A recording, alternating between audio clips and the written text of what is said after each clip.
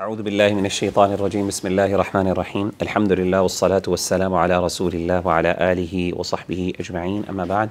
जज़ाकल्लाह खैर आप सबके आने का। आज जो हमारा सेशन है इंशाअल्लाह वो बहुत इम्पॉर्टेंट है और है बेसिकली एडिक्शन के हवाले से। तो ऑल्दो जिस एडिक्शन की मैं बात करने वाला हूँ ज़रूरी नहीं कि हमेशा हर बंदा ही एडिक्ट हो या एडिक्टिव बिहेवियर्स हम सब में हों, लेकिन किसी न किसी एस्पेक्ट से हमारी ज़िंदगी के अंदर कुछ ऐसी चीज़ें होती हैं जो हम छोड़ना चाह रहे होते हैं लेकिन वो हम छोड़ नहीं पा रहे होते। तो उस हवाले से इंशाल्लाह आज के सेशन बहुत आपके लिए रेलेवेंट और इम्पॉर्टेंट होगा। एक एग्ज़ाम्पल मैं आपके साथ शेयर करता हूँ हिस्ट्री से। 1920 टू 1933 वर्ल्ड वॉर 1 के बाद अमेरिका के अंदर एक एक्सपेरिमेंट किया गया था जिसको कहते हैं द नोबल एक्सपेरिमेंट। और ये एक्सपेरिमेंट बेसिकली जो वॉर के सोल्जर्स थे उनकी कंडीशन बेहतर करने के लिए किया गया था। बहुत सी प्रॉब्लम्स थी उनको, बहुत सी साइकोलॉजिकल भी थी और इस तरीके से डिफरेंट इश्यूज़ वो फेस कर रहे थे। तो ये जो एक्सपेरिमेंट था इसके अंदर उन्होंने देखा कि एक्सपेरिमेंट बेसिकली क्या किया गया था कि इससे पहले उन्होंने ये देखा कि जो सोल्जर्स जो थे ख़ास तौर पे जिन्होंने पार्टिसिपेट किया था वॉर के अंदर वो बहुत ज़्यादा एडिक्ट थे, अल्कोहल कंजम्पशन एक्सट्रीमली उसके एडिक्ट थे वो। तो एक्सपेरिमेंट में उन्होंने ये प्लान किया कि हम ऐसा करते हैं कि 13 से 14 साल तक के लिए हम बेसिकली उन्होंने बैन कर दिया अल्कोहल को, उसकी कंजम्पशन को बैन कर दिया अमेरिका के अंदर। और मकसद क्या था कि हम सोल्जर्स की कंडीशंस को बेहतर बनाएं, हम उनको रिहैब प्रोवाइड करें और इस तरीके से ये चीज़ें जब हम बैन करेंगे मुआशरे से तो ऑब्वियसली प्रॉब्लम्स जो हैं वो काफ़ी हद तक जो है सॉल्व भी होंगी। तो ये एक्सपेरिमेंट जो था वो तकरीबन 13 से 14 साल तक रहा, लेकिन अनफॉर्चुनेटली आफ्टर 13 टू 14 ईयर्स उन्होंने इस एक्सपेरिमेंट को एक जिसे कहते हैं ना फेलियर कंसिडर करके इसको बंद कर दिया। And they fail to actually achieve the objectives of this experiment. और ये उन्होंने यानी देखें आप किसी रिलीजियस रीजंस की वजह से बैन नहीं किया था, it was purely social reasons. Alcohol consumption they understood, they realise कि प्रॉब्लम्स किस हद तक बढ़ रही हैं एडिक्शन की। और 13 साल के अंदर they could not achieve that. उन्होंने देखा क्या कि ड्यूरिंग दिस बैन जो अल्कोहल कंजम्पशन थी वो पहले से बहुत ज़्यादा बढ़ गई थी। क्राइम जो था वो बहुत ज़्यादा ऑर्गेनाइज्ड हो गया था। पहले तो लोग रैंडमली इस चीज़ को करते थे, लेकिन बैन के बाद लोगों ने आहिस्ता आहिस्ता इसको बड़े ऑर्गेनाइज तरीके से और अंडर कवर होके ये सारे काम करना शुरू किए। और उन्होंने देखा कि प्रॉब्लम पहले से कई ज़्यादा बढ़ गई है। तो अब 13 से 14 साल इसकी कोशिश करने के बावजूद they could not actually achieve this objective. वो अपने मुआशरे को, अपनी सोसाइटी को इस शराब पीने की बीमारी से पाक नहीं कर सके। अब ज़रा कंपैरिजन करें आप, ये मैंने एग्जाम्पल आपको हिस्ट्री से दी है और अब आप इसको कंपेयर करें नबी सल्लल्लाहु अलैहि वसल्लम की ज़िंदगी से। नबी सल्लल्लाहु अलैहि वसल्लम जब आपको नबूवत अल्लाह ताला ने अता फरमाई तो शराब को इमीडिएटली हराम नहीं किया गया था। शराब आप समझ लें आपकी बेसत के बाद यानी आपकी नबूवत के बाद 16 ईयर्स के बाद जाके शराब को हराम किया गया। ठीक है, यानी ग़ज़वा-ए ओहद के बाद, स्कॉलर्स कहते हैं, ज़्यादा राय ये है, ग़ज़वा-ए ओहद के बाद इसको हराम किया गया, अराउंड 16 ईयर्स के बाद। लेकिन आप इमेजिन करें कि जब नबी सल्लल्लाहु अलैहि वसल्लम ने इसको हराम किया, अल्लाह के हुक्म से करार दिया गया, तो 99% सक्सेस रेट था। सहाबा कहते हैं कि हमने खुद देखा कि मदीना के अंदर जो है वो बाकायदा जिस तरह नहर बहती है इस तरीके से शराब जो है वो सारे सहाबा ने उसको उंडेल दिया, ज़ाया कर दिया, टू दी एक्सटेंट कि जो बर्तन थे शराब के वो भी तोड़ दिए, वो भी नहीं रखे। बंदा होता है कि किसी और चीज़ के लिए यूज़ कर लेता है, नहीं, उनको भी तोड़वा दिया, सारा ख़त्म कर दिया, बिल्कुल मुआशरा पाक हो गया। 99% मैंने कहा उसकी वजह यह कि कुछ ऐसे सहाबी थे, एक दो आपको मिसालें ऐसी मिल जाएंगी, चले बहुत ज़्यादा भी अगर आप हम्बल रखें उसको फिगर को तो आप 1% कह सकते हैं, क्योंकि कुछ लोगों के लिए वाकई मुश्किल होता है। दे can not overcome there addictive behaviour. ज़ाहिर है पूरी ज़िंदगी पी है, ठीक है।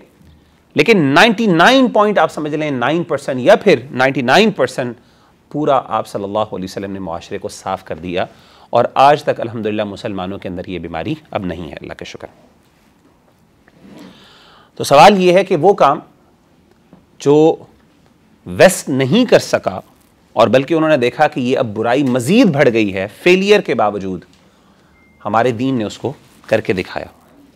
और ये आपको पता है ये एडिक्शन है, यानी अल्कोहल की कंजम्पशन जो होती है वो सिंपल कोई ऐसी एडिक्शन नहीं है जिसका ताल्लुक एक ऑब्सेसिव बिहेवियर के साथ है, नहीं, प्रॉपर एडिक्शन होती है जिसके लिए आपको बाकायदा रिहैब सेंटर्स में जाना पड़ता है, ठीक है ना। जैसे मिसाल के तौर पर कुछ ऐसी एडिक्शन होती है ना जिसमें आपको रिहैब सेंटर में जाने की जरूरत नहीं, जैसे स्मोकिंग है फॉर एग्जाम्पल।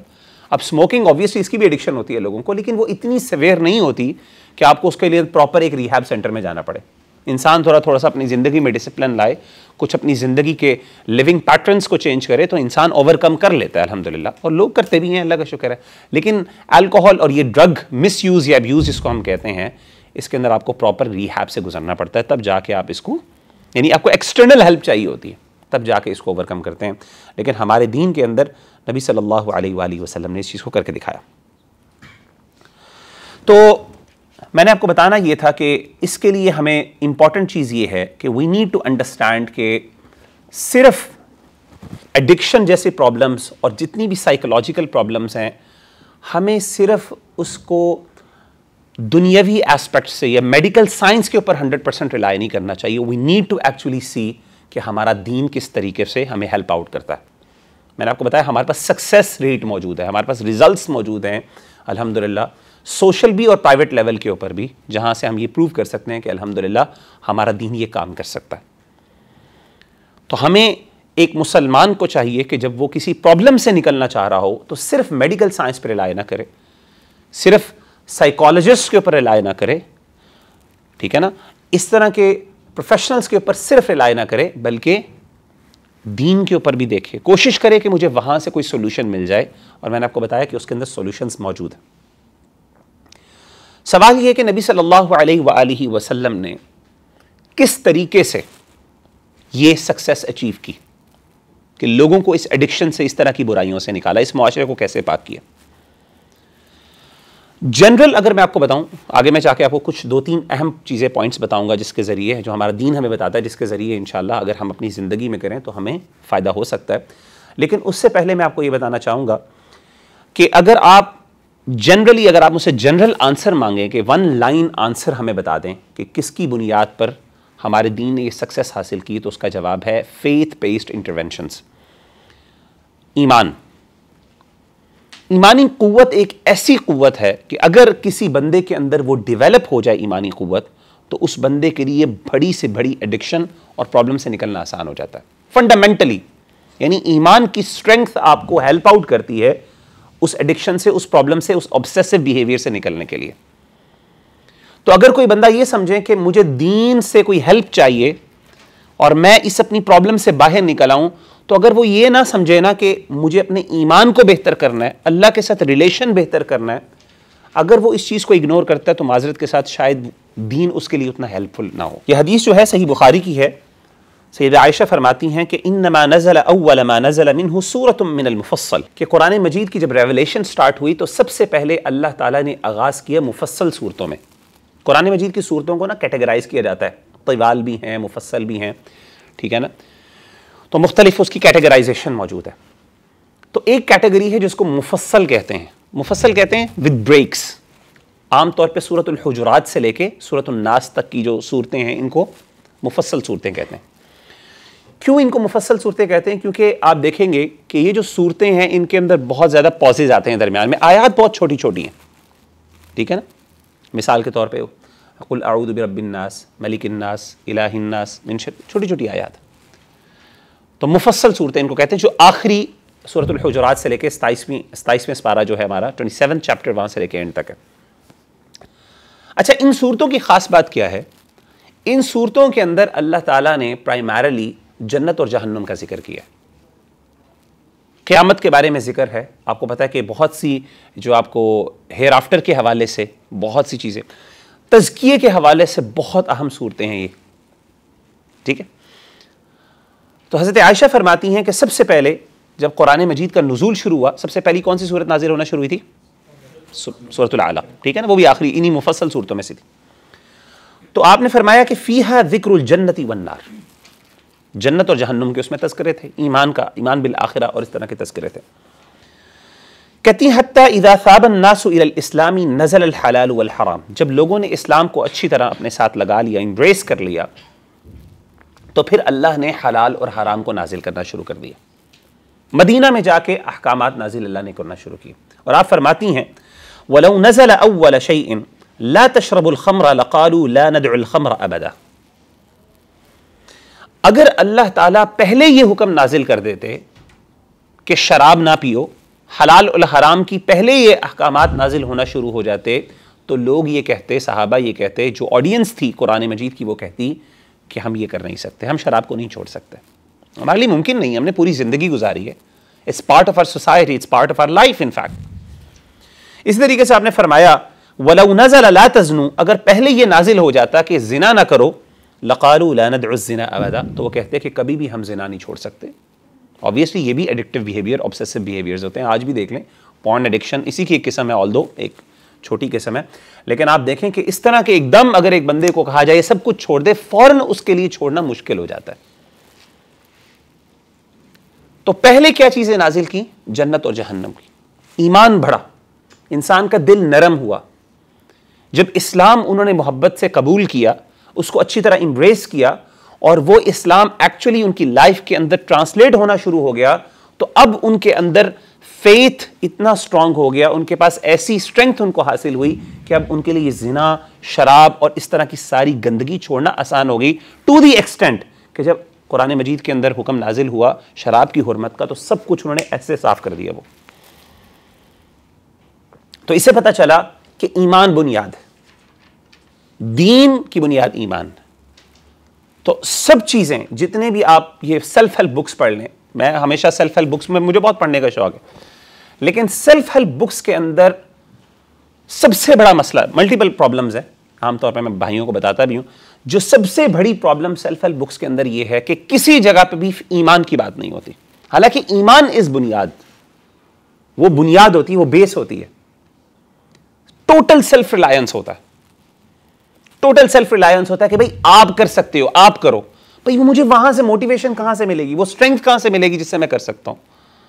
वो आपको ईमान देता है, वो आपको ये ख्याल देता है कि मेरे अल्लाह ने मुझे हुक्म दिया, और मेरा आपको अल्लाह की तरफ जहन्नुम का डर आता है, आप छोड़ते हो ये चीजें। आपको जन्नत की चाहत मिलती है, आप अल्लाह माफ करे जिना कर रहे हो, अगर अल्लाह ना करे, अल्लाह करे इस तरह की गंदगी में पड़े हो, और आपको अल्लाह ये एक अच्छी खुशखबरी देते हैं कि यार मेरे बंदे, अगर तू ये सब कुछ छोड़ देगा, मैं इससे तुझे बहुत बेहतर अता करूंगा, तेरे लिए ये कुछ होगा। तो इंसान के लिए एक मोटिवेशन होती है यार। अच्छा चले मोटिवेशन ना भी हो, जन्नत की बातें ना भी इंसान को मोटिवेट करें, जहन्नुम तो है ना, डर तो है, खौफ, इंसान को डर लगता है यार। इमेजिन करें जरा अपने आप को कि आग के अंदर मैं कुछ सेकंड भी अपनी उंगली नहीं रख सकता, तो मुझे हमेशा हमेशा की जिंदगी आग में गुजारनी पड़ेगी। सुभान अल्लाह, ये तो कुछ भी नहीं है, मैं तो ऐसे छोड़ दूंगा। तो इंसान को फेथ से ना मोटिवेशन मिलती है। You need faith in your life to actually motivate you, उसके बगैर कुछ फायदे।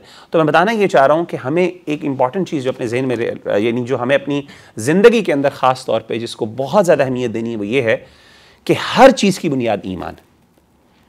जो बंदा ईमान को मजबूत कर लेता है ना, उसके लिए निकलना बहुत आसान होता है हर बुराई से।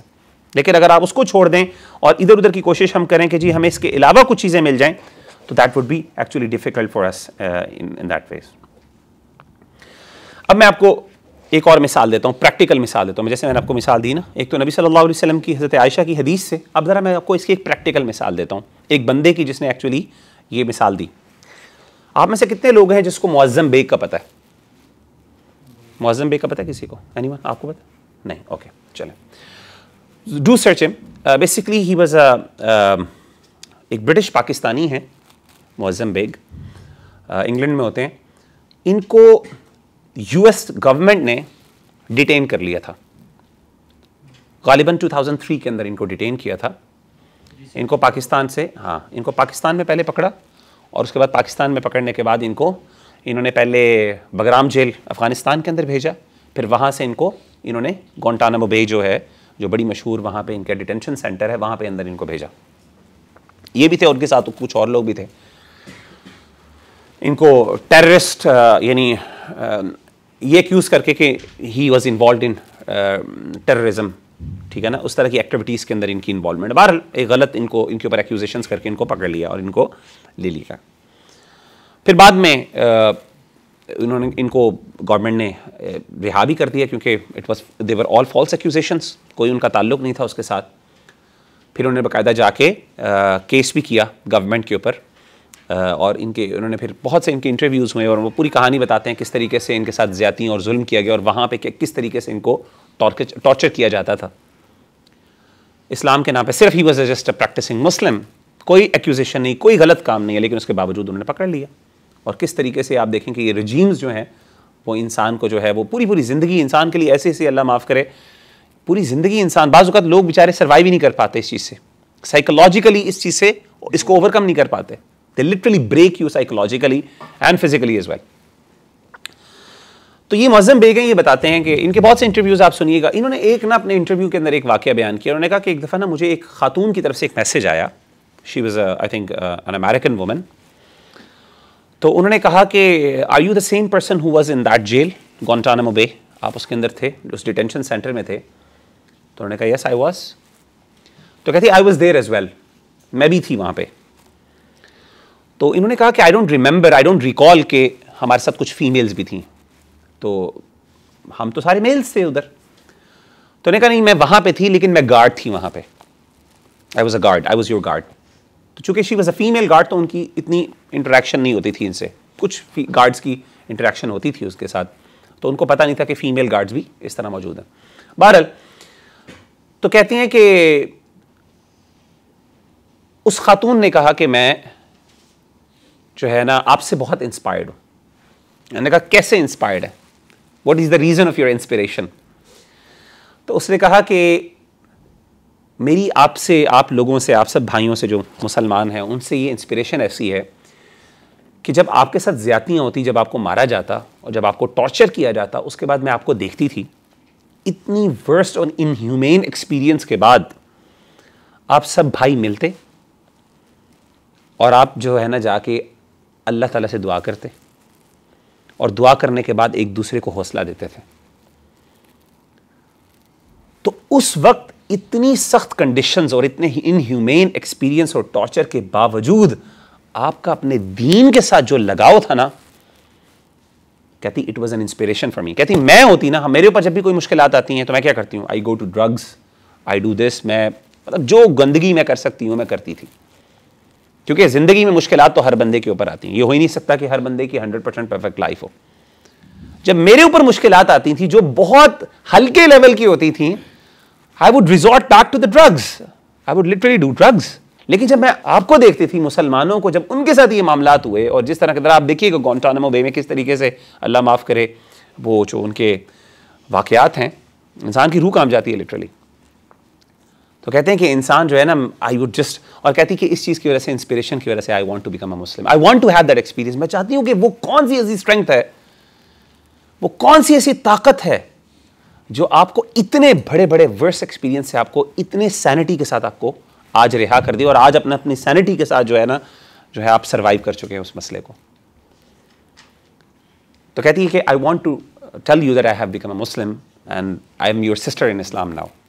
कि इस चीज़ से सिर्फ इंस्पायर हो गए कि दीन।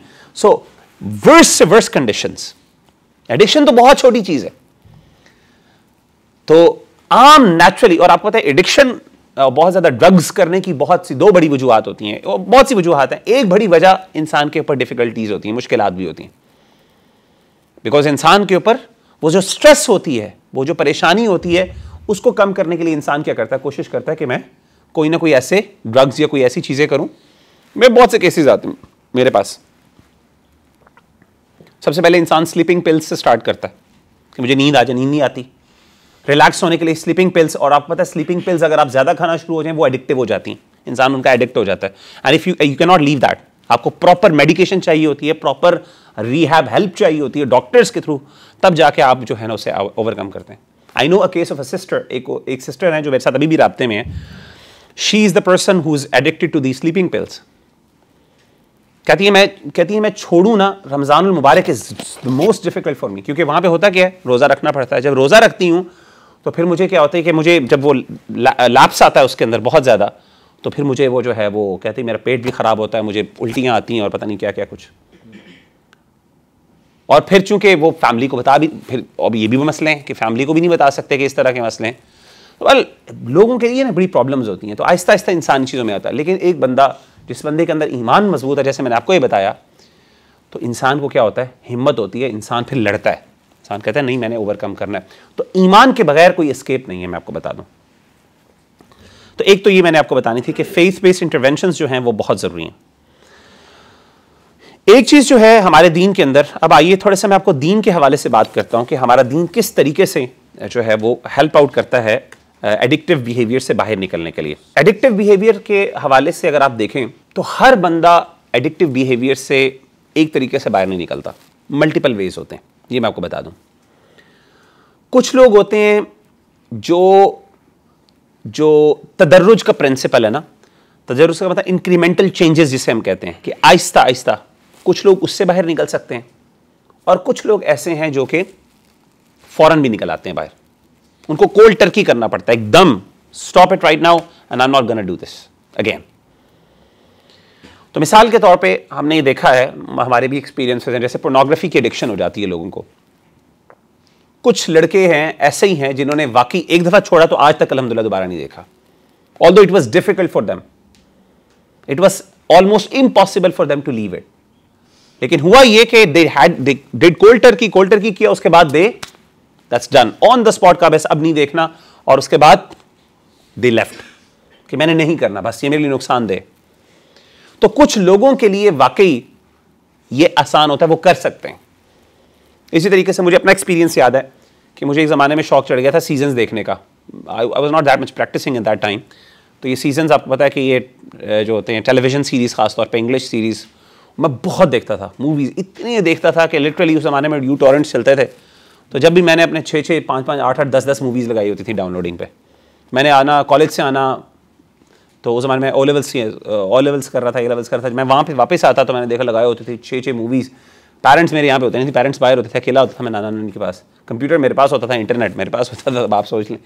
तो मूवीज़ पे मूवीज़ 5-5, 4-4, 6-6, और मतलब literally I would just IMDb पे ऊपर मैं लिस्ट देखता था, अच्छा ये कौन सी है, मैं I would just had a check list for watching these movies. इस लेवल की मुझे है ना वो थी इससे, और मुझसे नहीं छोड़ा जाता था। और सीजन्स खास तौर पे, आप में से कुछ लोगों को अगर सीजन्स का शौक है, दे वुड नो कि सीजन्स नहीं छोड़े जाते, और सीजन्स बनाए इसीलिए जाते हैं कि they take you along with them.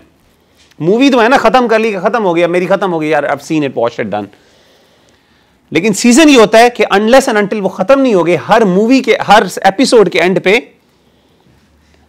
एक नया थ्रिल होता है जिसको आपने डिस्कवर करना होता है अगले एपिसोड में, and you can not leave that. ये बड़ा एक प्रॉब्लमैटिक होता है। तो मुझे याद है कि I was into a season, और मैंने एक भाई से कहा यार मुझे, मैं एक्चुअली ये भी बड़ी इंपॉर्टेंट बात है कि आपको ना रियलाइज़ होना शुरू हो जाए कि आई हैव टू यार overcome this is actually creating problem for me. अल्हम्दुलिल्लाह चूँकि पोर्नोग्राफी वाला ऐसा कोई मसला नहीं था, तो अल्लाह का शुक्र है कि ये चीज़ों को ना हम छोटा समझते हैं। mesela मूवी देखना, हम कहते हैं यार मूवी से क्या होगा यार, ज़्यादा टाइम ज़ाया हो रहा है ना। नहीं, literally you do not know कि आपके दिमाग के अंदर क्या क्या चीज़, यानी द मटीरियल जो आप कंज्यूम कर रहे हैं वो किस लेवल पे जाके आपके ईमान को और आपकी साइकोलॉजी को किस तरीके से अफेक्ट कर रहा है, हमें पता नहीं चलता उस चीज़ का।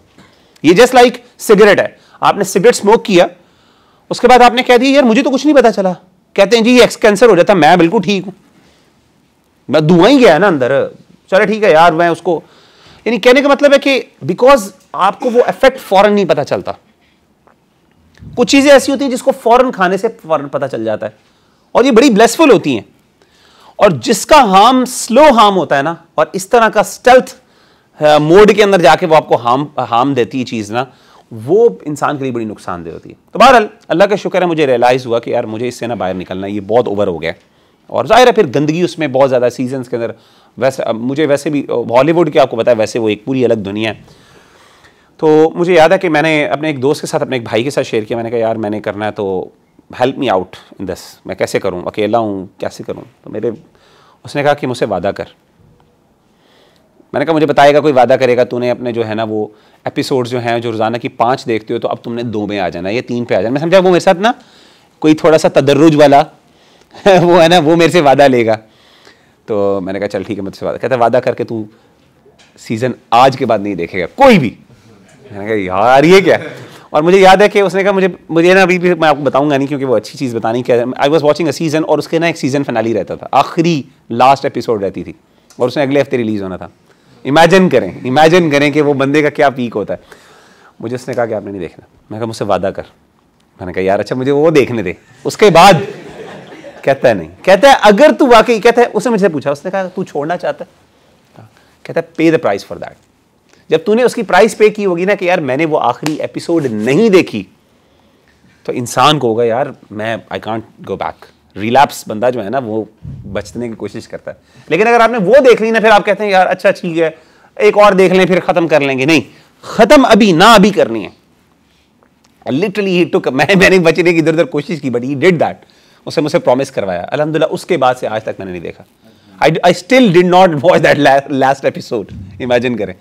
और मैं निकल आया, लेकिन हर बंदा नहीं निकल सकता, ये बात कंफर्म है। कुछ लोगों को वाकई incremental change, again you need to start, you need to test yourself. और अगर आप एक्सटर्नल हेल्प ले रहे हैं किसी बंदे से, किसी भाई से, इस चीज़ तरह की प्रॉब्लम में, इवन पोर्नोग्राफी है, इस तरह की कोई चीज़ हो गई, इवन स्मोकिंग हो गई, कोई भी चीज़ हो गई, अगर आप किसी भाई से हेल्प ले रहे हैं कि मैं इससे ओवरकम कर लूँ, तो अगर आपको नहीं, doesn't work, start with absolute stop. क्योंकि साइकोलॉजिकल मैं स्टडी कर रहा था, ये जो मैंने लेक्चर आपको दे रहा हूँ इसके लिए मैंने बहुत पढ़ा है अल्हम्दुलिल्लाह। एडिक्शन के ऊपर साइकोलॉजिकल स्टडीज़ मैंने काफ़ी पढ़ी, मैंने उसके ऊपर मुख्तलिफ एक्सपर्ट्स की जो है ना वो रिसर्चेस भी पढ़ी, कुछ मॉडल्स भी पढ़े। और रिसर्चेस ये कहती हैं कि एडिक्टिव बिहेवियर के लिए दोनों स्ट्रैटेजीज चलती हैं। कुछ लोगों के लिए कोल्ड टर्की चलता है और कुछ लोगों के लिए इंक्रीमेंटल चेंज चलता है, तदर्रुज वाला प्रिंसिपल चलता है, स्टेप बाय स्टेप। तो ये कहना कि हर बंदे के लिए हर बंदा तदर्रुज से ही निकले, ये भी गलत है। हमारे यहाँ आमतौर पे ना ये कहा जाता है साले कोई बात नहीं यार आराम से छोड़ो, आराम से, कोई मसला नहीं। नो, हर बंदे के लिए नहीं। और बाज़ औक़ात आप उसको आराम से करते करते, चूंकि वो उसके मसला इतना नहीं होता तो वो उसे छूटा ही नहीं जाता। तो यू हैव टू, कुछ लोगों के लिए आपको दूसरी स्ट्रैटेजी यूज़ करनी थी। लेकिन इसके बावजूद ये बात भी ज़रूरी है कि कुछ लोगों के लिए वाकई इंक्रीमेंटल चेंज होता है। इसीलिए अब देखें कुरान मजीद के अंदर भी उलमा ये कहते हैं कि जो अल्कोहल की जो कंजम्पशन है, मेनली जो खासतौर पे रीहैब होता है ना, रीहैब के अंदर आपको ज़्यादातर मेजॉरिटी ऑफ द टाइम्स आपको इंक्रीमेंटल चेंज करना पड़ता है। You can not actually do cold Turkey in special बड़े केसेस, खासतौर पे हेरोइन हो गया, कोई इस तरह की अल्कोहल कंजम्पशन होगी, इस तरह की मसले। लेकिन ये जो सिगरेट्स वगैरह और इस तरह की चीज़ें हैं ना, यू कैन डू दैट। इसके लिए कोल्ड टर्की है, इसके लिए वो छोटी इंक्रीमेंटल चेंज नहीं है। बहरहाल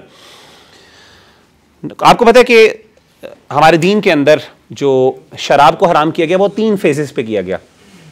सबसे पहले जो आयत नाजिल हुई सूरतुल बकरा की आयत नाजिल हुई थी कि जिसमें अल्लाह ताला ने फरमाया कि यसअलूनका अनिल खम्रि वल मैसिर कुल फीहिमा इस्मुन कबीर व मनाफिउ लिन्नास।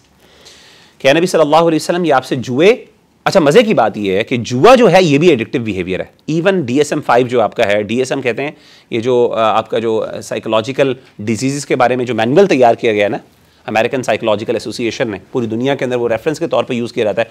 असल में वो एक बेसिकली मैनुअल है, एक ऐसी किताब है जिसके अंदर बिहेवियर, एडिक्टिव बिहेवियर और साइकोलॉजिकल प्रॉब्लम्स या मेंटल हेल्थ प्रॉब्लम्स को लिस्ट डाउन किया गया कि हमारे नज़दीक साइकोलॉजिकल स्टडीज़ की बेसिस में ये मेंटल हेल्थ प्रॉब्लम है।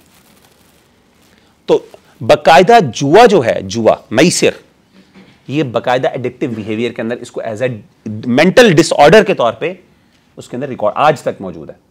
तो ये लोग जो कैसीनोज बनाते हैं ना, ये बाकायदा, इवन हालांकि इसका ताल्लुक दीन से, उन्होंने दीनी बुनियाद पे नहीं किया हुआ कुछ भी, लेकिन एक्चुअल में they have realised based on their studies कि जुआ इटसेल्फ, जिस बंदे को जुए की लत पड़ जाती है वो ऐसे ही है जैसे वो एडिक्ट हो जाता है उससे।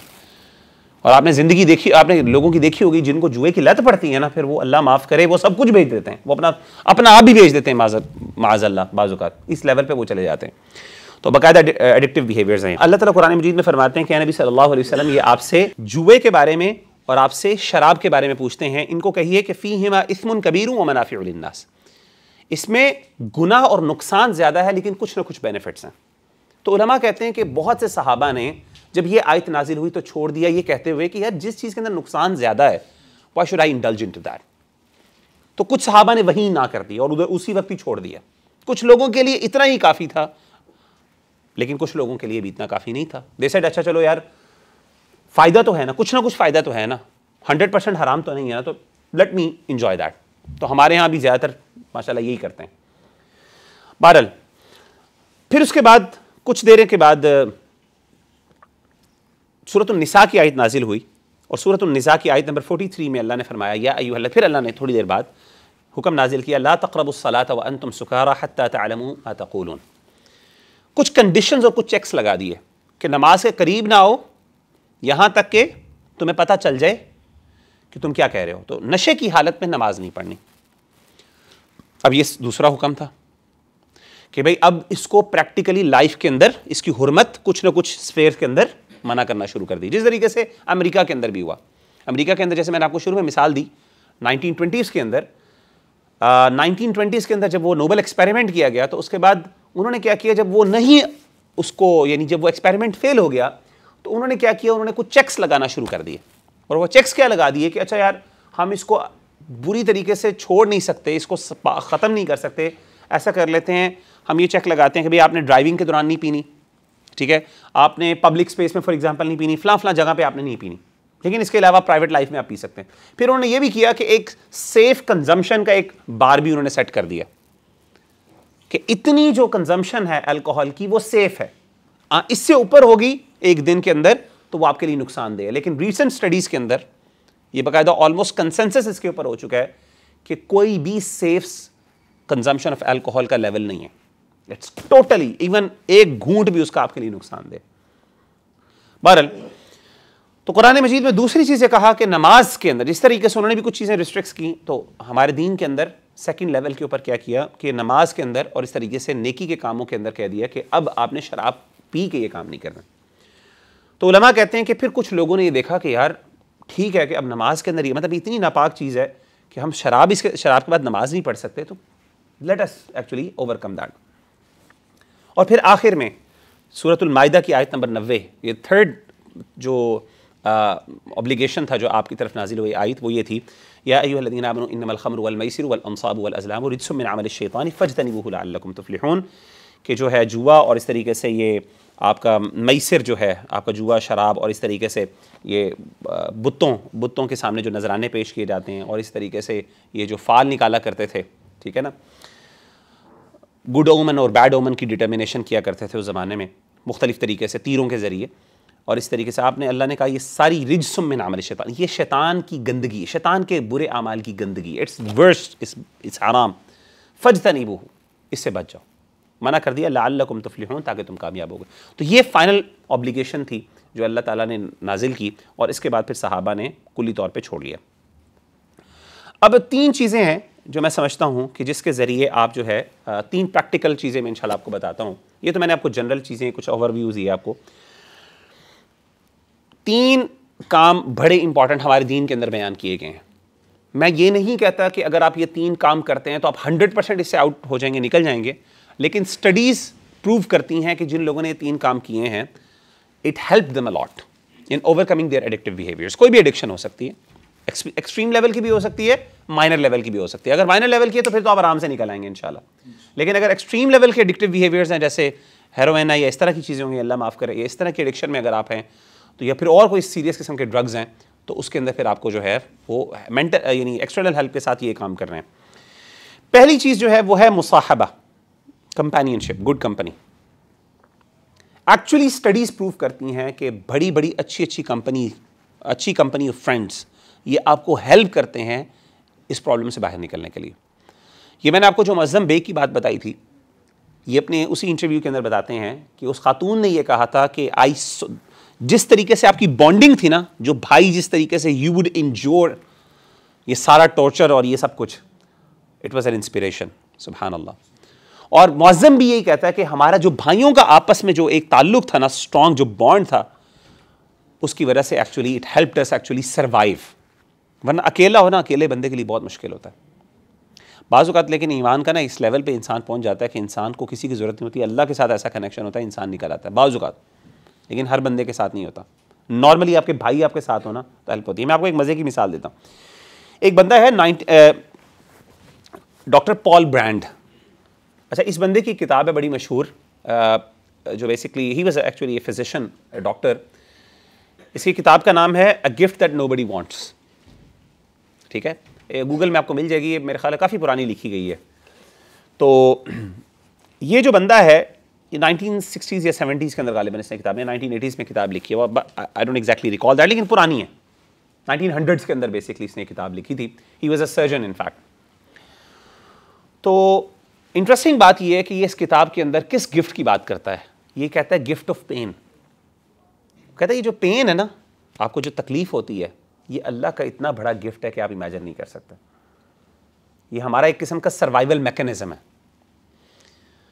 और आपको पता है कुछ ऐसी बीमारियां हैं, जैसे एक है बीमारी जिसे कहते हैं कॉन्जेनिटल इंसेंसिटिविटी हो गई, ठीक है ना। इसके अंदर जो है ना आपको बीमारी, आपको पेन ख़त्म हो जाती है, ठीक है। तो इसी तरीके से और भी बीमारियां हैं, ख़ासतौर पे ये आपको होती है ना, ये लेप्रेसी के अंदर आपकी जो है ना वो पेन की जो आपके वो होते हैं ना सेंसर्स होते हैं, वो आपके ख़त्म हो जाते हैं, काम करना बंद हो जाते हैं। तो होता ये है कि आप अगर गर्म कोई चीज़ को पकड़ लें ना, तो आपको पता नहीं चलता जब तक कि आपकी स्किन जल जाए। आप देखेंगे नहीं तब तक आपको पता नहीं चलेगा, आपकी जिस्म जल जाता है, आपका हाथ उंगलियां कट जाए कोई पता नहीं चलेगा जब तक आप उसको देख ना लें। तो आमतौर पे ऐसे लोगों को अगर आप देखें, खासतौर पे जो लेप्रेसी वगैरह जिनको होती है, अगर आप उनको देखें तो एक्चुअली उनके हाथ भी नहीं होते, पैर भी नहीं होते, and they don't survive that much, क्योंकि ऑब्वियसली पेन नहीं हो रही, पता ही नहीं चल रहा। पेट में दर्द हो रही है तो पेट में दर्द होती है तो इंसान डॉक्टर के पास जाता है, मुझे कुछ हो रहा है please help me out, pain ही नहीं हो रही, कुछ भी नहीं पता चल रहा, अनलेस के अल्लाह माफ़ करे वो कोई चीज़ एक्चुअल में नज़र आना शुरू कर दे, मेडिकल एग्जामिनेशन हो, लेकिन ज़ाहिर है कौन बंदा करवाता है। तो उस वजह से आमतौर पे ऐसे लोग सर्वाइव नहीं करते, ज़्यादातर उनकी डेथ हो जाती है। तो बहरहाल ये बंदा जो था ये इस पूरी पेन के ऊपर इसकी रिसर्च है, काफ़ी बड़ी इंटरेस्टिंग है, खासतौर पे जो मेडिकल के स्टूडेंट्स हैं वो ज़रूर पढ़ें इस किताब को, they would love it. Although पुरानी है तो कुछ चीज़ें बड़ी अपडेट भी हो गई होंगी उस बारे में रिसर्च के हवाले से, लेकिन that is a good book. अच्छा, इस बंदे ने ये किताब क्या लिखी, मैं आपको इसके अंदर एक वाक़या बयान करता है। ये कहता है कि 1939 के अंदर जो वर्ल्ड वॉर 2 जब हुई, तो उसने कहा कि उस ज़माने के अंदर पेनिसिलिन जो है ना, ये आपका ये एक एंटीबायोटिक, ये उस ज़माने में इंट्रोड्यूस हुई थी 1939 के कॉन्टेक्स्ट में, वर्ल्ड वॉर 2 में। और कहते हुआ ये था कि चूँकि ब्रिटेन ने जो है ना जर्मनी के ख़िलाफ़ वॉर डिक्लेयर कर दी थी 1939 के अंदर, तो कहते हैं जो ब्रिटिश वॉरियर्स थे, ये खुद भी ब्रिटिश बंदा है, सर्जन था, डॉक्टर, फिजिशियन।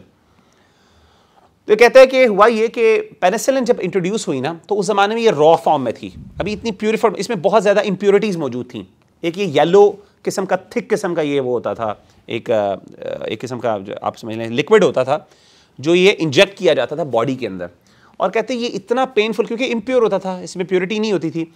कहते हैं ये जब इंजेक्ट होता तो लिटरली ये जो टिश्यूज़ को जाके बर्न करता था, it would feel like an acid, जैसे तेज़ाब नहीं आपके अंदर जा रहा, इस तरह की जलन होती थी, चीखे मारते थे लोग।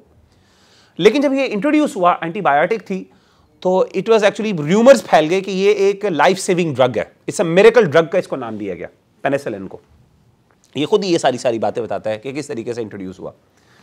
अच्छा, बताता है, कहता है ये है कि 1939 में जब वॉर हुई ब्रिटिश की, तो हुआ ये था कि अब हमें वॉर के दौरान ना जब ये ड्रग इंट्रोड्यूस किया, अब इन्होंने एक्सपेरिमेंट करना था इसके हवाले से, तो आहिस्ता आहिस्ता उसको इंप्रूव करते हैं, अच्छा डॉक्टर्स वगैरह। अब था भी मिरेकल ड्रग, इसकी लिमिटेड डोज होती थी इनके पास, तो ये कहते थे कि ये, और ये बात कंफर्म थी कि it's a life saving drug, यानी काफ़ी हेल्पफुल है इन मैनी वेज। तो कहते हैं कि जब बहुत ना मखसूस किस्म के लोगों को ना चूज़ किया जाता था ये ड्रग के एक्सपेरिमेंट्स के लिए, आम तौर पे जो वॉर के अंदर कुछ हीरोज़ होते थे ना, कोई सोल्जर जो कोई बड़ा कारनामा अंजाम देते थे, तो आमतौर पे उनको ये इंजेक्ट करते थे पेनिसिलिन ना, उन पे ये टेस्ट करते थे और उनको सेलेक्ट किया जाता था इस काम के लिए कि we have selected you for a miracle drug ना। हुआ ये, कहता है कि एक बंदा था, उसका नाम बताता है जेक, ये वाक़या बताता है, कहता है कि वो ना ऐसे ही ड्यूरिंग द वॉर हुआ ये कि अचानक एक दफ़ा उसके सामने शेल गिरा और धमाका हुआ, और धमाके की वजह से ना उसकी जो टांगें थी ना नीचे, वो बिल्कुल ख़त्म हो गई, बिल्कुल कचुम्बर बन गया जैसे आप कहते हैं। अच्छा, चूँकि ऊपर से उसका धड़ जो है वो सेफ था, तो यानी वो ज़िंदा था, तो उसने देखा उसकी टांगें बिल्कुल ख़त्म हो चुकी हैं, तो वो गिर गया। तो उसने अपने आप को किसी जिसे कहते हैं ना कोई बड़े पत्थर की ओड़ में जाके या किसी जगह पे उसने अपने आप को बचा लिया। उसने क्या देखा, वो जेक जो था, वो जो सोल्जर था, उसने क्या देखा, उसके सामने एक और ना उसका जो साथी था, उसको ना ऐसे कोई धमाका हुआ उसके साथ भी, या उसको कोई किसी गन फायर हुआ जिसकी वजह से उसको बुलेट लगी और वो भी ज़ख्मी होकर गिर गया, और वो बेचारा तड़प रहा था तकलीफ से ना। अब इसकी टांगे ख़त्म है बिल्कुल। ये क्या किया इसने, क्या किया, गया बाकायदा क्रॉल करता हुआ गया, जाके उसको पकड़ा और पकड़ के ना शेलिंग हो रही है, सारा कुछ हो रहा है, फायरिंग सब कुछ, तो वो ना क्रॉल करता हुआ खींचता हुआ, हालांकि उसकी टांगे बिल्कुल ट्रेल कर रही थी, उसके बाद खड़ा भी होना तसव्वुर नहीं था, बिल्कुल ख़त्म हो चुकी थी, कीमा बन गया हुआ था। तो वो क्या करता, खींचता हुआ क्या किया उसने, उसको जाके अपने जो भाई था उसका, जो उसका फ्रेंड था, जो मेट था, उसको पकड़ा और उसको भी एक सेफ जगह पे क्रॉल करके खींच के ले गया। बाद में हेल्प आई और इन दोनों ने सर्वाइव किया। तो बाकायदा जब उसने ये काम किया तो बड़ा मशहूर हुआ और उसको बड़ा उन्होंने कहा कि जी ये तो वॉर हीरो है, और ये इसको ना इसकी बहादुरी पर इसको बड़ा ना इनकरेज किया गया और इसको बड़ा उसको बड़ा वो भी किया गया, अप्रिशिएट किया गया। अच्छा, होता ये था कि जब ये बंदा आया तो इसके ऊपर उन्होंने कहा जी हम पेनिसिलिन का जो है ना वो टेस्ट करते हैं। अब जब वो टेस्ट करना शुरू किया ना, तो अब वो जब ड्रग इसके अंदर वो इंजेक्ट किया ना, तो ये चीखें मारता था, रोता था बहुत ज़्यादा, literally he would cry like a baby, बच्चों की तरह रोता था ये ना, टू दी एक्सटेंट कि जो नर्स थी ना जो इसको इंजेक्ट कर रही थी, कि उसने बस कर दिया। तो ये डॉक्टर पॉल कहता है कि डॉक्टर पॉल ब्रांड कहता है कि बाकायदा नर्स मेरे पास आई, उसने कहा कि sir I have given up, I am not going to give him any more, मेरी बस हो गई है। कि बाकायदा लिटरली मुझसे लड़ता है, जब मैं इसको इंजेक्शन लगाने आती हूँ ना, तो लिटरली ये मुझसे लड़ता है और रोता है, और ये इतना रेजिस्ट करता है कि आई गिव अप, किसी और बंदे को आप दे दें कि ये जाके इसको ये करिए, अगर मुझसे नहीं हो सकता ये काम, इतना ये रेजिस्ट करता है। तो डॉक्टर ब्रांड कहता है मैं गया उसके पास और मैंने उससे कहा कि यार तुम देखो, इतने तुम बड़े वॉर हीरो हो, तुम्हारी टांगों का ये बुरा हाल हो गया था, और तुमने जो है ना अपने ना इतने जान बचाई एक बंदे को, अपनी तकलीफ को छोड़ के। उस ज़माने में उस वक्त जाहिर है एक बंदे की ये हालत हुई, उसको खुद कितनी तकलीफ होगी, उसके बावजूद तुमने उसकी परवाह नहीं की और इतना बड़ा कारनामा किया है। तो ये एक इंजेक्शन है, ठीक है, इसमें तकलीफ होती है, दर्द होती है, लेकिन यार इतना रेजिस्ट तुम क्यों करते हो? हम तो एक्सपेक्ट कर रहे थे कि तुम वहां पे भी जो है ना मर्दानगी दिखाओ अपनी, और अपनी जो है ना हौसले के साथ इसको बर्दाश्त करो, but we see a totally opposite behaviour. How is it possible? तो ये डॉक्टर ब्रांड ये कहता है, ये उसकी किताब में, अपनी किताब में कहता है कि उसने मुझे कहा कि doctor brand actually in the war I had with me my friends, मेरे साथी मेरे साथ होते थे। जब मैं अपने भाइयों के साथ होता था ना, अपने फ्रेंड्स के साथ होता था, अपने मेट्स के साथ होता था, तो वहाँ पे ये सब कुछ बर्दाश्त करना मेरे लिए मुमकिन था, आसान होता था। लेकिन यहाँ पे मैं अकेला होता हूँ, और इसको ना इंजेक्शन दिया जाता था रात को 2 बजे से लेकर 5 बजे के दरमियान, जब सारे सो रहे होते थे अकेले में। तो कहता है all I have to think about is that injection, I can not bear that. लेकिन वॉर के अंदर जब आपके दोस्त आपके साथ होते हैं, आपके भाई साथ होते हैं, एंड दे आर एंड्योरिंग, बर्दाश्त कर रहे होते हैं, तो द डिफ़िकल्ट और ये मुश्किल होती है वो आसान हो जाती है इंसान के लिए। तो आप इवन खुद भी देख लें, कोई बड़ा सा बड़ा मुश्किल काम हो, दोस्त साथ हो, भाई साथ हो, आप जा रहे हैं किसी जगह नॉर्थ में, गाड़ी ख़राब हो जाए, कोई आसपास नहीं, आप इंजॉय करते हैं, शुगर लगाते हैं बैठ के, ओ यार कोई बात नहीं यार। लेकिन इमेजिन करें कभी अकेले हों, तो इंसान को कितनी वहशत होती है ना। तो ये जो है ना कंपेनियनशिप, मुसाहबा, यानी इतनी तकलीफ से वो बंदा जंग के अंदर से, जिसमें उसकी पूरी बॉडी वो सब कुछ बर्दाश्त कर लिया, और उसके साथ उसने यानी बाकायदा लोगों की ज़िंदगी बचाने की कोशिश की, वो किस तरह हो सका था? फ्रेंडशिप और कंपेनियनशिप। तो कंपेनियनशिप का जो है ना, ये इसका कोई रिप्लेसमेंट नहीं है। इसीलिए आप देखें नबी सल्लल्लाहु अलैहि वसल्लम ने क्या कहा था, आपने फरमाया अलमरउ अला दीनी खलीलिही फलयंजुर अहदुकुम मन युखालिल, कि एक बंदा अपने दीन, अपने खलील, अपने दोस्त के दीन पर होता है, इतना इन्फ्लुएंस होता है, आपके लिए मुश्किलात आपकी आसान हो जाती हैं, लिटरली बहुत ज़्यादा बंदा इंसान। तो पहली चीज़ तो आपने ये ज़हन में रखनी है कि ऐसा बंदा अगर वो सफ़र कर रहा है, स्ट्रगल कर रहा है, find a good friend, find a good companion who can take you out of this, who can help you out of this. अकेले भी हो जाता है, मैंने कहा बाज़ औक़ात ईमान इंसान का इतना होता है, अल्लाह के साथ होता है, लेकिन बाज़ औक़ात नॉर्मली जो बंदा सफ़र कर रहे होते हैं उनके लिए मुश्किल होता है। तो फाइंड अ गुड फ्रेंड, कोई अच्छा बंदा ढूंढें जो आपको इस चीज़ से निकाल सके। दूसरी इंपॉर्टेंट चीज़ जो मैंने देखी है, वो जो इंपॉर्टेंट चीज़ जो मैं आपको कोट करूंगा वो है इन्वायरमेंट, चेंज ऑफ इन्वायरमेंट।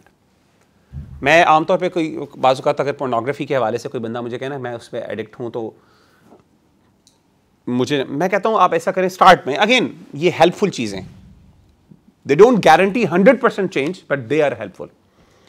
मैं उसे कहता हूँ कोशिश करें अपनी इन्वायरमेंट चेंज करें। जो आपका कंप्यूटर जहाँ पे बैठते हैं ना, आप कंप्यूटर वहाँ पे ना यूज़ करें, बिकॉज बाज़ औक़ात अकेले कमरे के अंदर, अंधेरे के अंदर एक ख़ास आपके ना कुछ ट्रिगर्स होते हैं। अगर आपने किताब पढ़ी हो एटॉमिक हैबिट्स के नाम से, आपको पता है कि वहाँ पे कुछ जगह आपकी जो होती है ना वो आपको ट्रिगर करती हैं आपकी डिज़ायर को, कुछ ख़ास लाइटिंग होती है जो आपके डिज़ायर को ट्रिगर करती है, या कुछ ख़ास एरियाज़ होते हैं जहाँ पे जाके आपने, चूँकि आप बार बार उस जगह पे एक काम करते हो, जहाँ पे आप जैसे ही वहाँ पे जाते हो ना आपको वो बार बार उसकी डिज़ायर होना शुरू हो जाती है। ये एक साइकोलॉजिकल मैकेनिज्म है इंसान का पूरा। लिटरली मेरे घर के सामने ना, मुझे ना मेरे घर के पास मेरी यूनिवर्सिटी में जहाँ पे मैं पढ़ाता हूँ और मेरे घर के दरमियान ना एक ठेला आता है, ये इसका पकौड़ों वाला, पकौड़े और समोसे वाला। आप यकीन करें, मैं आपको बता रहा हूँ वल्लाहि लज़ीम, जब भी मैं वहाँ से गुजरता हूँ ना 90% मैं वहाँ से राउंड लगा के गुजरता हूँ, हालांकि मुझे ना भूख होती है। और स्पेसिफिकली जुमे के दिन ज़रूर मैं खाता हूँ। यानी आप समझ लें कि मैं जुमे के दिन 95% मैंने खाना भी खाया हो, मैंने दिल भी ना हो, फिर भी मैं जाऊँगा। और मैं जब अपनी बेगम के साथ भी गुजरा था, मैं बेगम को ज़रूर कहता हूँ ज़रा पकौड़े समोसे खाएं, वो उसको पसंद नहीं है तो मैं ज़रूर, और लिटरली एट दैट, हालांकि ना कुछ होती है, बस you pass by that place तो एकदम मेरी फीलिंग्स उसके साथ अटैच्ड हैं, तो मैं हमेशा वहाँ से ज़रूर मुझे चक्कर लगता है। एंड लिटरली वो एटॉमिक हैबिट से मैंने किताब पढ़ी थी, तो आई रियलाइज जो उसने बातें कर रहा था ना, मुझे एग्जैक्टली अपने अंदर ज़िंदगी के अंदर नज़र आ रही थी, वाकई ऐसा होता है, आपकी ना ट्रिगर करती हैं वो चीज़ें। मैं आपको एक इंटरेस्टिंग केस स्टडी बताता हूँ। 1971 के अंदर वियतनाम वॉर हुई थी। अच्छा, वॉर के अंदर जैसे मैंने आपको बताया ना कि जो पहले भी मैंने आपको सबसे पहले मिसाल दी, वॉर के अंदर ना इंसान बहुत साइकोलॉजिकली स्ट्रेस्ड आउट हो जाता है, डिस्ट्रेस में होता है। तो वियतनाम वॉर के अंदर ना अमेरिका की जंग थी, अमेरिका लड़ रहा था, अमेरिकन सोल्जर्स वियतनाम में लड़ रहे थे। तो हुआ ये कि वहाँ पे एक इनका था जो है ना कांग्रेसमैन था जिसका नाम था मुझे इसका नाम भूल गया, हाँ रॉबर्ट स्टील उसका नाम था गालिबन। रॉबर्ट स्टील एक कांग्रेसमैन था अमेरिका का। वो ना बाकायदा वियतनाम में गया और उसने जाके ना जो इनके जो आर्मी कैंप्स थे ना वहाँ पे जाके उसने सर्वे किया और देखा कि क्या हालात हैं, और उसने कुछ ना हेल्थ सर्वेज करवाए वहाँ पे for the well being of the soldiers. अच्छा, उसने क्या नोट किया जी, बात इंटरेस्टिंग बात ये थी, उसने देखा कि 35% जो सोल्जर्स थे ना, 35% यानी 20% जो पूरी आर्मी थी जो वहाँ पे कैंप कर रही थी, 20% हेरोइन एडिक्ट थे सारे, उनको एडिक्शन हो गई थी, हालांकि they were never heroin addicts before, लेकिन वहां पे वॉर में कैंप्स के अंदर 20% आर्मी उनकी हेरोइन एडिक्ट हो गई थी। और 35% जो थे उन्होंने जरूर कुछ ना कुछ ड्रग्स जरूर एक दो दफा ट्राई किए हुए थे, यानी 20% तो प्योर एडिक्ट थे और बाकी 35% वो थे जो किसी ना किसी लेवल में ड्रग्स के अंदर इन्वॉल्व थे। अच्छा, अब हुआ क्या, बड़ी परेशानी वाली बात है कि 20% हमारी पूरी आर्मी का जो लड़ रहे हैं वो सारे हेरोइन एडिक्ट्स हैं। बड़ा परेशान हुआ और बहुत बड़ा नंबर था, बाकायदा आग की तरह जो है ना ये खबर जो है फैल गई अमेरिका के अंदर। वो लोगों ने बातें उठाना शुरू कर दी कि भाई शायद वहाँ पे क्या अच्छी कंडीशन, क्या मसला है, यानी व्हाट इज़ रॉन्ग देयर। तो इन्होंने क्या किया, इसने फ़ौरन क्या किया कि रिहैब्स बनवाए अमेरिका के अंदर, और इन्होंने 20 इन सारों को वापस बुलाया इनके रिहैब के लिए, इनको वेलबींग के लिए वापस बुलाया कि सारे हेरोइन एडिक्ट्स हैं इनको वापस बुलाया जाए और इनकी ट्रीटमेंट की जाए। इमेजिन कर सकते हैं कि एक बंदा था जो बेसिकली इसके अंदर जो इस रिसर्च का इंचार्ज था, उसका नाम था ली रॉबिन्स। वो अपनी स्टडी पेश करता है इसके बाद, कहता है कि जब ये वापस बुलाए गए सारे सोल्जर्स, आप इमेजिन कर सकते हैं कि 20% हेरोइन एडिक्ट्स जब ये वापस आए और वो वॉर की जो इन्वायरमेंट चेंज होकर अपने नॉर्मल लाइफस्टाइल और अपने घर के अंदर अपनी फैमिली के अंदर जब वापस पहुंचे, 9 आउट ऑफ 10 जो थे सारे उन्होंने हेरोइन छोड़ दी आते ही। 9 out of 10, it's a big number. और कहता है ली रॉबिन्स कहता है कि ये हमने जब वाकया देखा और जब रिसर्च हमने कैरी आउट की और इनका बिहेवियर ऐसे सडनली शिफ्ट होते देखा, तो लिटरली हमारी हेरोइन के बारे में ना पहले एक मशहूर बात थी। कहता है कि हमारी हमारा एक प्रिवेलिंग व्यू ये था हेरोइन के बारे में कि इसका बिहेवियर ये आप चेंज नहीं कर सकते, यानी जो बंदा हेरोइन एडिक्ट है ना वो इससे बाहर नहीं निकल सकता। कहता है इस इंसिडेंट को देखने के बाद साइकोलॉजिस्ट की हमारा पूरा व्यू चेंज हो गया कि यार इन्वायरमेंट जो है ना आपका हेरोइन एडिक्ट जो है, हेरोइन की जो एडिक्शन को खत्म कर सकता है, चेंज कर सकता। इमेजिन कर सकते हैं आपकी 9 आउट ऑफ 10 वो ली रॉबिन्स कहता है कि दे आते सारी जैसे इन्वायरमेंट बदली सारों ने हेरोइन छोड़ दी, हालांकि हेरोइन नहीं छोड़ी जाती। हाँ, कुछ 1% थे जिनसे मुश्किल हुई। तो कहने का मतलब ये है कि ये जो स्टडीज़ फिर हाँ कुछ ऐसे भी थे जो बाद में कुछ परसेंटेज फिर बाद में रिलैप्स भी हुआ, 3 साल 2-3 सालों के अंदर कुछ लोग वापस हेरोइन में चले गए। उसके भी रीजंस बताता है क्यों है, क्योंकि वो इन्वायरमेंट के अंदर उनकी कुछ इंटरेक्शन हुई, कोई ड्रग डीलर्स के साथ हुई, तो फिर दोबारा ट्रिगर किया और वो सारा दोबारा उन चीज़ों में लग गए। लेकिन नेचुरली इन्वायरमेंट का इतना असर पड़ा उनके ऊपर कि 9 आउट ऑफ 10 आप इमेजिन करें कि इस बात से निकले। तो इससे पता चला कि जो बंदा एडिक्टिव बिहेवियर्स के इन्वॉल्व है, अगर उसको एक अच्छी इन्वायरमेंट मिलती है किसी जगह, और आप देखें रिहैब सेंटर क्या होता है, एक इन्वायरमेंट होती है, डिसिप्लिन होता है, इन्वायरमेंट होती है, तो एकदम उसके अंदर क्या होता है, आपके अंदर चेंज आता है। आपको आसान 100% ना सही, लेकिन आपको वाकई फ़र्क पड़ता है। नबी सल्लल्लाहु अलैहि वसल्लम के आपने जो वाक़या सुनाया, मशहूर सुना हुआ है, वो जिस बंदे ने 100 कत्ल किए थे, सुना ना वाक़या, तो उसके अंदर क्या हुआ था, आखिर में उसने 100 कत्ल कर लिए। उसके बाद उसकी सैल्वेशन की बुनियाद क्या थी कि उसे कहा कि तुमने फलां जगह पे चले जाओ, इस इलाके को छोड़ दो, और रास्ते के अंदर उसकी डेथ हो गई। अब उसको अल्लाह ने माफ़ किस बुनियाद पे किया, दोनों फरिश्ते आ गए जन्नत और जहन्नम के। जहन्नम वाले फरिश्ते थे, उन्होंने कहा हम लेके जाएंगे, जन्नत वालों ने कहा हम लेके जाएंगे। मेजरमेंट की गई बाकायदा, और फैसला ये हुआ, तीसरा फरिश्ता आया, उसने कहा ऐसा कर ले, मेजर कर लेते हैं, जिसकी तरफ ज़्यादा हुआ उसकी तरफ, अगर वो गंदे इलाके की तरफ ज़्यादा है, यानी गंदी इन्वायरमेंट की तरफ अगर उसका कम है, यानी डिस्टेंस ज़्यादा है, तो आप ले जाओ, अगर अच्छों की तरफ ज़्यादा है तो फिर वो ले जाएंगे। तो अल्लाह ताला ने हुक्म दिया बाकायदा ज़मीन को, ज़मीन एक्चुअल में वो अभी ज़्यादा दूर नहीं गया था, लेकिन वो ज़मीन वहाँ से, यानी जो उसका जो डिस्टेंस जहाँ से वो छोड़ के आ रहा था जिस इलाके का, उसका डिस्टेंस जो है वो स्ट्रेच आउट हो गया, ज़्यादा हो गया, और वो वाला डिस्टेंस जो है जिस तरफ वो जा रहा था उसका डिस्टेंस कम हो गया। तो उस बुनियाद पे जन्नत वाले फरिश्ते, यानी इमेजिन करें कि उसकी सैल्वेशन जो है वो किस बुनियाद पे हुई कि उसका डिस्टेंस कितना करीब है अच्छी इन्वायरमेंट से। इतनी बड़ी बात है ये कोई छोटी बात नहीं है, इन्वायरमेंट चेंज होना। हम कितना इजी ले लेते हैं, यार क्या फ़र्क पड़ता है, हम कहते हैं फलां यूनिवर्सिटी में एडमिशन लेना है, यार क्या फ़र्क पड़ता है, यार मुझे तो नहीं ना मसला पड़ता, कोई फ़र्क, किसी ने का फ़र्क नहीं पड़ता, बहुत फ़र्क पड़ता है यार। इमेजिन करें आपकी ऐसी जगहों पे जाना और ऐसे इलाकों में जाना, ऐसे फेस्टिवल्स के अंदर, ऐसी एक्टिविटीज़ के अंदर इन्वॉल्व होना। आप कहेंगे मुझे क्या फ़र्क पड़ता है जी, मीना बाज़ार लगा हुआ है कॉलेज यूनिवर्सिटी के अंदर, यार क्या फ़र्क पड़ता है, कोई म्यूज़िक है, मैं तो नहीं ना इन्वॉल्व होऊंगा यार, वैसे हम जा रहे हैं, दोस्त ही, शुगर मेला लगा लेंगे, थोड़ा बहुत आपस में ही लगाएंगे, कोई उनके साथ। आप क्या ख्याल है, आपको इफेक्ट नहीं पड़ता? बहुत इन्फ्लुएंस होता है, ये हो ही नहीं सकता आप इन्फ्लुएंस ना हो। तो ये जो है आप इमेजिन करें कि ये एडिक्टिव बिहेवियर्स के अंदर आपको, मैंने आपको मिसालें, एक्चुअल रेलेवेंट मिसालें मैंने आपको देके बताया कि ये सारी चीज़ें हेल्प करती हैं एक बंदे को चेंज करते हुए। हमारा दीन कहता है यार, कोई छोटी बात नहीं है, बस ये कि हम ज़रा साइकोलॉजिकल स्टडीज़ जब साथ मिल जाती हैं तो फिर हमारा ईमान मजबूत होता है, उससे पहले हमारा ईमान बाज़ मुश्किल होता है, मजबूत होता है। और तीसरी और आखिरी चीज़ जो मैं आपको बताऊँ, जिसकी वजह से मैं आपको बताऊँ कि इंसान बाहर निकल सकता है, वो ये है, वो है the idea of purpose of life, meaningful life. जिस बंदे को अपनी ज़िंदगी की कीमत का एहसास हो जाए ना, वो बंदा इससे बाहर निकल सकता है। इस पर मैं आपको स्टडी बताता हूँ, ये सारी मैं बता रहा हूँ, ये एग्जाम्पल्स जो हैं ये सिर्फ मेरी ज़ाती नहीं है, एक्चुअली इस पर स्टडीज़ मौजूद हैं। एक बंदा है, इसकी किताब है, विक्टर फ्रैंकल एक बंदा है, बड़ा मशहूर है, उसकी किताब है मैन्स सर्च फॉर मीनिंग। आपने शायद पढ़ी, आप में से कुछ लोगों को पता होगा उस किताब का। विक्टर फ्रैंकल कौन है? बेसिकली ये एक ऑस्ट्रियन ज्यू था, यहूदी था, और ये एक साइकियाट्रिस्ट था। और इसने बाकायदा इस किताब की बुनियाद पर, उसका एक एक्सपीरियंस हुआ था, लाइफ एक्सपीरियंस क्या हुआ था कि वर्ल्ड वॉर 2 के बाद, आपको पता है कि वर्ल्ड वॉर 2 के कॉन्टेक्स्ट में डिटेंशन कैंप्स बनाए थे इन्होंने, कॉन्सेंट्रेशन कैंप्स बनाए थे नाज़ी जर्मनी ने।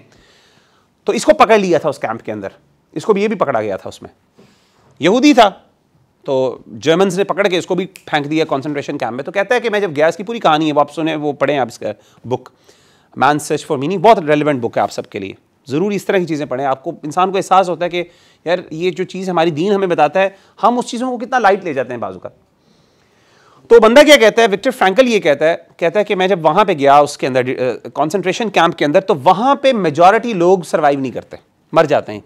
या तो वो मर जाते हैं बुरे कंडीशंस की वजह से, या फिर बाज़ औक़ात क्या करते हैं कि वो खुदकुशी, खुद सुसाइड कर लेते हैं। They can not survive there, इतनी बुरी कंडीशंस होती हैं। डेफिनेटली जुल्म और ज़्यादतियाँ होती हैं उनके ऊपर, टॉर्चर होता है, जिस तरीके से मैंने आपको इनकी मिसाल दी, मौज़म बे की मैंने आपको शुरू में मिसाल दी थी। तो कहता है कि मैं उधर गया तो मैंने वहाँ जाके ना 3 अपने गोल्स बनाए। मैंने कहा पहली चीज़ ये है कि आई हैव टू सर्वाइव, मैंने मरना नहीं, मैंने यहाँ पे नहीं मरना, जो मर्जी हो जाए, मरूंगा तो सही, लेकिन मैंने यहाँ पे नहीं मरना। नंबर 1। दूसरा चीज़ उसने कहा था कि I will try to help as much as possible, क्योंकि खुद भी ये साइकियाट्रिस्ट था, तो इसने कहा कि यहाँ पे मेंटल हेल्थ प्रॉब्लम्स बहुत होंगी डेफिनेटली, जो बेचारे लोग सफ़र सुसाइडल होंगे उनकी मैंने हेल्प करनी है, किस तरीके से मैं उनको निकाल सकूँ। और तीसरी चीज़ ऐसी है कि आई विल मेक इट, मैं इससे कुछ ना कुछ सीखूंगा, this will be a case study for me. ये पूरी जो मेरी अपनी है, मुझे खुदा ने डाला ही इसलिए ताकि मैं इससे कुछ ना कुछ सीख सकूं। ये अल्लाह ने मुझे, यानी उसके नज़दीक जो उसका खुदा है, जो भी, वैसे तो अल्लाह को वो भी मानते हैं, लेकिन जो उसने उसके अंदर मैंने I will definitely learn something from this. तो मैंने इसको एक केस स्टडी बनानी है, क्योंकि वो खुद साइकियाट्रिस्ट है, तो मैंने देखना है कि एक्सपीरियंस क्या होता है और उससे क्या लेसन्स लर्न कर सकते हैं। और मैं जब यहाँ से सर्वाइव करके जाऊँगा तो मैं एक्चुअली लोगों को बताऊँगा कि इस तरह की सिचुएशन से निकलना कैसे। और मैं कई भाइयों को बताता हूँ जो भाई सफ़र कर रहे होते हैं ना, मैं कहता हूँ अगर if you want to help yourself start helping others. और कुरान, हमारा दीन भी ये कहता है, वल्लाहु फी औनिल अब्दी मा कान अल अब्दु फी औनि अखीही। अल्लाह ताला अपने उस बंदे की मदद में लगा रहता है जो अपने भाइयों की मदद में लगा रहता है। और मैं आप सब भाइयों से कहूँगा, अगर आपने अल्लाह से कोई चीज़ लेनी है ना, लिटरली स्टार्ट हेल्पिंग अदर्स, उनकी मदद करना शुरू कर दें उसी चीज़ में। इमाम ने तैमिया रहमहुल्लाह, बड़ा मशहूर, उनका एक मशहूर कॉल मैंने पढ़ा इसी हदीस के कॉन्टेक्स्ट में। इस हदीस की बुनियाद पे वो कहा करते थे, कहते जब भी मैंने अल्लाह से कोई चीज़ लेनी होती है ना, तो मैं उसी जो मुझे चीज़ चाहिए होती है मैं उसमें लोगों की हेल्प करना शुरू कर देता हूँ।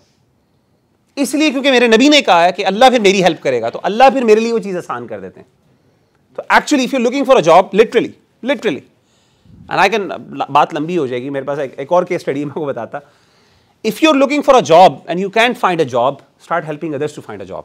और आप देखिएगा कि अल्लाह आपको कितना आसान देता है, आपको कितनी मिलेगी। कोई भी मुश्किल, आपको प्रॉब्लम है, आप इस एडिक्शन में फंसे हुए हैं, किसी प्रॉब्लम में, दूसरों की हेल्प करें कि यार लेट्स डू इट टुगेदर, आप देखिएगा आपकी मुश्किल आसान हो जाएगी, अल्लाह आपकी मदद करना शुरू कर देंगे। तो एक तो उसने ये 3 वादे किए। तो कहता है कि, और उसने ना इस बुनियाद के ऊपर उसने कहा कि जितने लोग वहां पे सर्वाइव किए, उस पूरी किताब के अंदर वो बताता है, they had something to live for, they had something to survive for. अगर आपकी जिंदगी में कोई ऐसी चीज नहीं है ना कि why do you have to survive, अगर वाई नहीं है ना तो फिर आप सर्वाइव नहीं करेंगे। और बाज़ वक़्त बड़ी छोटी छोटी चीज़ें होती हैं। उसने मिसाल दी, उसने कहा बाज़ वक़्त इतनी छोटी चीज़ें होती हैं, इंसान कहता है, एक बंदा था वो सुसाइड करने लगा, हम सारे उसके पास पहुंच गए उसको बचाने के लिए, हमने उसको कन्विंस किया कि ना करो, और कन्विंस किया, हमने मना लिया। कैसे मनाया? क्योंकि उसका बेटा था एक, या उसकी फैमिली थी जो उसका इंतजार करती। हमने कहा था यार you have made a promise with your family, why are you giving up? You don't have any reason to give up. You have made a promise and you must fulfill that promise. तो उसने कहा हाँ यार, I have to, मैंने उस वादे को पूरा करना है, तो मैं सर्वाइव करूंगा। उसने सर्वाइव किया। इसी तरीके से उसने एक और बंदे की मिसाल दी। एक साइंटिस्ट था, उसकी कुछ किताबें रहती थी, उसकी एक किताब थी जो पूरी नहीं हुई थी, he had to publish those books, तैयार थी किताब, उसको पकड़ लिया गया, वो भी यहूदी था। तो कहते हैं हमने उसे कन्विंस किया, वो भी सुसाइड करने लगा था। हमने कन्विंस किया कि यार आपका इतना काम, आपकी मेहनत जाया हो जाएगी, तो ही ने वेट फॉर दैट, उसके बाद खुदकुशी कर लेना। कहते उसने भी सर्वाइव किया। तो लिटरली दे जस्ट रिमाइंड उस, और फिर उसने इसकी बेसिस के ऊपर एक पूरा कॉन्सेप्ट डेवलप किया जिसे कहते हैं लोगोथेरेपी। एक थेरेपी होती है जिसको लोगोथेरेपी कहते हैं। लोगोथेरेपी क्या होती है? ये उसका फाउंडर है विक्टर फ्रैंकल, साइकोलॉजी के अंदर यूज होती है। वो कहता है the biggest motivation that you can have in your life, दुनिया के अंदर जो सबसे बड़ी मोटिवेशन आपको मिलती है ना किसी चीज में, वो आपकी पर्पस ऑफ लाइफ से मिलती है। और हमारा सारा यूथ क्लब का लेक्चर इस पर होता है कि पर्पस ऑफ लाइफ। हमारा दीन क्या कहता है? What is your purpose? Imagine करें कि जो बंदा ये समझे कि यार मुझे अल्लाह ने बनाया, इस कायनात को अल्लाह ने मेरे लिए बनाया, मुसख्खर कर दिए, जानवरों को, बड़ी बड़ी चट्टानों को। आप कभी जाएं नॉर्थ में और जाके देखें अल्लाह की मखलूक को, और ज़रा अपने आप से पूछें, ये आई ज़रा ज़हन में रखें, हुवल्लज़ी खलक़ लकुम मा फ़िल अर्ज़ि जमीआ, वो ज़ात जिसने तुम्हारे लिए सब कुछ ज़मीन में तुम्हारे लिए बनाया। इमेजिन करें ये पहाड़ मेरे लिए। अल्लाह कहते हैं मेरे बंदे ये आसमान में तू सितारे देख रहा ना, मैंने इसलिए बनाया ताकि तू रात को जब देखे तो तुझे खुशी हो, मुज़य्यन खूबसूरती के लिए, तेरे जैसे कहते हैं ना घर के अंदर आपने लगाए होते हैं अम्यूज़मेंट के लिए, आपने घर में सीनरीज लगाई होती हैं। अल्लाह कहते हैं मेरे बंदे इतने स्टार्स, इतनी बड़ी बड़ी अल्लाह की मखलूक है, किस लिए? तेरी आंखों को एक्सेस क्यों दी इसकी? अम्यूज़ हो, तो खुश हो सके, मुज़य्यन हो सके। इसी तरीके से आपका खाना, आप कहते हैं कि पानी, अल्लाह कहते हैं मैं पानी भेजता हूँ, ठंडा पानी, नहरें चलती हैं, किसके लिए? तेरी प्यास को बुझाने के लिए। तो पूरी इस जमीन को अल्लाह ने मेरे लिए बनाया ताकि मैं जिंदा रह सकूं। यार मैं इतने आराम से गिव अप कर रहा हूं यार, कैसे? Why not? तो इमेजिन करें उससे इंसान को बताया मेरी जिंदगी का मकसद क्या। मेरी जिंदगी कितनी इंपॉर्टेंट, कितने मिलियंस ऑफ स्पर्म सेल्स थे। आपको पता है अगर आप बायोलॉजी की बात करें, कितने मिलियंस ऑफ स्पर्म सेल्स थे जिनके अंदर से आपने सर्वाइव किया and you made it here. You could have been, आपको पता है कि मेजॉरिटी स्पर्म सेल सर्वाइव नहीं करते थे, एक सेल सर्वाइव करता है और वो अल्लाह ने, हम यहां पे मौजूद हैं। और इमेजिन करें वो सारे छूट के, you were given the opportunity to actually come into this world and you are just going to let your life wasted like that. How is it possible? और अल्लाह ने इतना अशरफुल मखलूक, फरिश्तों को तुम्हारे सामने सजदा करवा दिए। यार मेरी लाइफ इतनी छोटी है कि मैं पौन नहीं छोड़ सकता फॉर एग्जाम्पल, या मैं इस लड़की से मोहब्बत कर रहा हूं, मैं इससे बाहर निकल सकता फॉर एग्जाम्पल, मैं सारी जिंदगी इस पर लगा रहा हूं। How can I do that? It's unfair to yourself literally. तो लिटरली वो विक्टर फ्रैंकल ये कहता है कि जब आपकी जिंदगी के अंदर ये सब कुछ हो ना, कि मीनिंगफुल लाइफ हो, यार मेरी जिंदगी छोटी नहीं है, आई हैव टू, मैंने दुनिया के अंदर बड़ा काम करना है, फिर इंसान के लिए ये काम, एडिक्शन वगैरह खत्म, छोटी हो जाती हैं यार, फिर ये सारी चीजें आपके लिए छोटी है। But you need to have a conviction. ईमान है वो आपको ये सारी चीजें बताता है जो मैंने आपको शुरू में बात की थी। तो ये तीन बड़ी चीजें कौन कौन सी? कंपेनियनशिप, दूसरी चीज मकसद है जिंदगी, और तीसरी चीज एनवायरनमेंट का चेंज।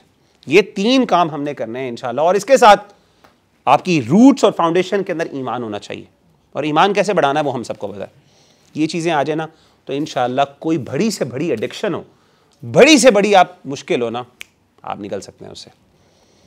अल्लाह ताला हम सबको अमल करने की तौफीक अता फरमाए। सुब्हानक अल्लाहुम्मा व बिहम्दिका अशहदु अल्ला इलाहा इल्ला अंता अस्तगफिरुका व अतूबु इलैक।